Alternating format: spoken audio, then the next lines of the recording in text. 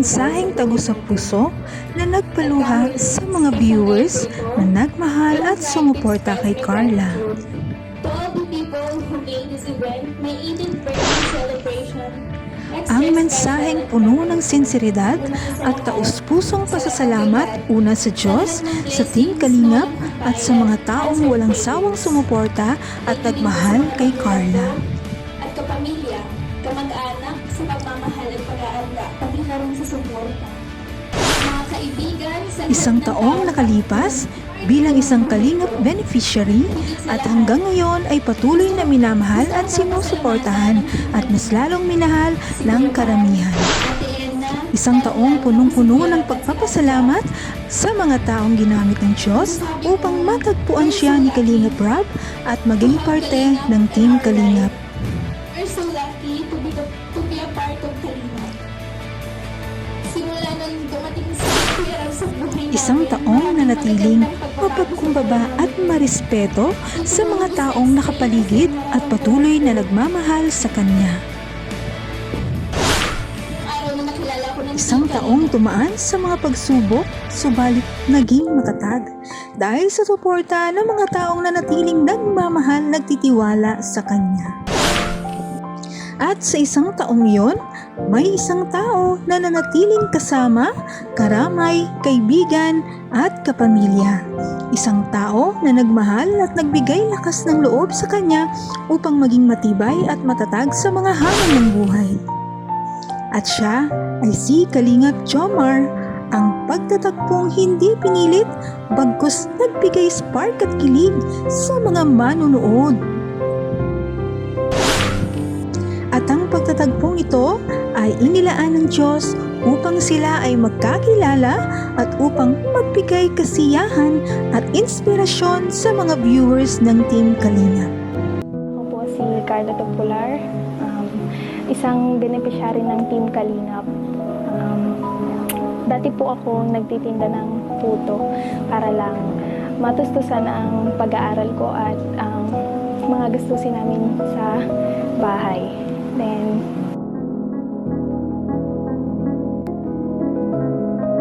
ngayon po ay nag-aaral ako ng kolehiyo nang dahil sa tulong ng Team Kalingap. Akala ko dati ay pagkatapos ko ng senior high is di na ako makakapag-aral ng kolehiyo. Dahil sa kakulangan nga namin sa financial, hirap din ang aking mga magulang na pag-aralin kami. At yun, wala rin silang sapat na kakayahan para pag-aralin ako. At ngayon po ay nag-aaral na ako dahil sa tulong ng Team Kalingap. Pasok po. Ano tong mga nakadikit dito? Awards mo? Una na akong nakita nila Kuya Rab, ngunit nang dahil sa iya ko ay umiwas pa ako. At sumunod naman ay natagpuan ako ni Dr. Lab dahil sa natakot po ako po ay umiwas at tumakas sa kanya. Hanggang sa naisip ko po na ito na po yung pagkakataon para matulungan ako at ang pamilya ko. Kaya po ay tinapangan ko na.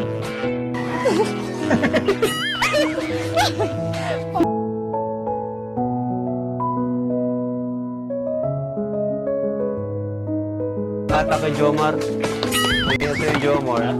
At sinabi ko sa sarili ko na kapag bumalik sila Kuya Rab, tatanggapin ko na ito. At hindi na ako mahihirap.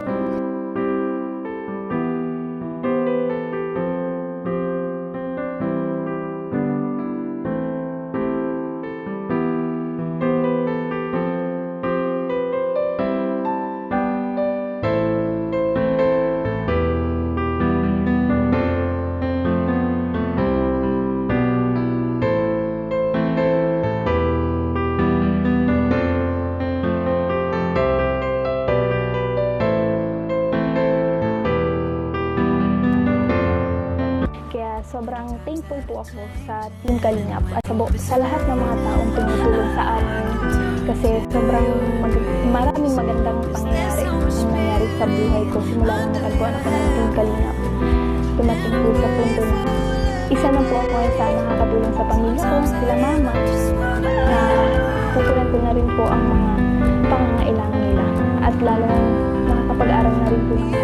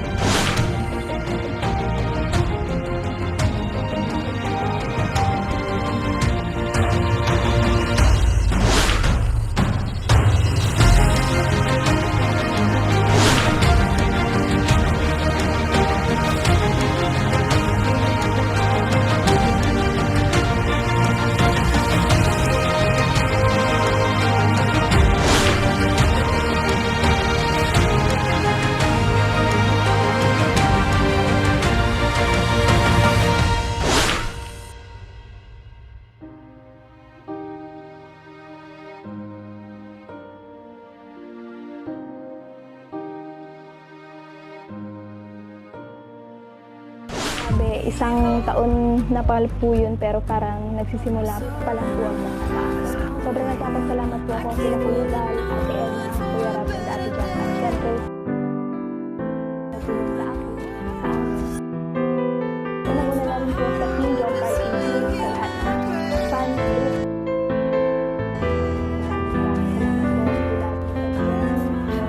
Sir Andy Cabral, Kuya Tongkol, grabe po ay dinulungan nila ako. Sinagot po nila yung mga diskusin.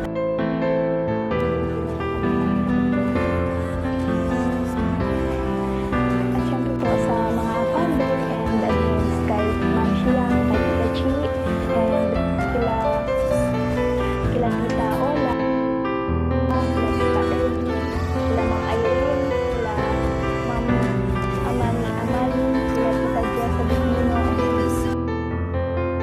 Tito Benny, kila Ma'am Lori Vergara, kila Tita Maria Kat, Tita Shi, at syempre maraming salamat po, and kay Tita from Taiwan. Sa lahat po ng VIP sponsor ng John, maraming salamat po. At pangarap ko lang po dati ang makapag-travel. Maraming salamat po sa inyo dahil sa tulong niyo po matutupad na po ito ngayon. Kaya sobrang thankful po ako sa inyo lahat. Our hearts beat to the city streets.